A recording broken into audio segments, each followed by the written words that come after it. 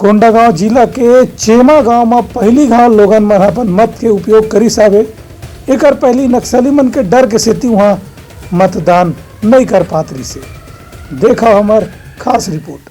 कोंडागांव जिला के चेमा गांव में एजाली पहली बार लोगन मन मतदान करे के खुशीला अनुभव करत हैं।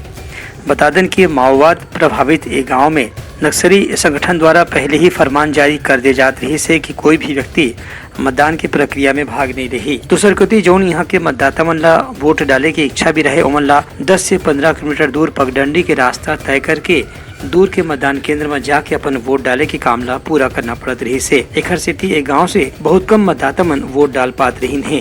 लेकिन ए दरी निर्वाचन आयोग चेमा समेत ऐसे सुदूर वन क्षेत्र के गांव में मतदान केंद्र पहली गांव खोले है, जी हाँ लोगन मन मतदान करे के खुशीला अनुभव करत हैं। यही पाए के इधर चेमा गांव में भी भारी संख्या में मतदान हुई से। स्थानीय ग्रामीण मन के कहना है कि प्रशासन के सहयोग और सुरक्षा बल के मौजूद रहे से हमला नक्सली मन के डर नहीं रही और मन पूरा उत्साह के साथ में मतदान करीन है। ब्यूरो रिपोर्ट उटलंघा न्यूज।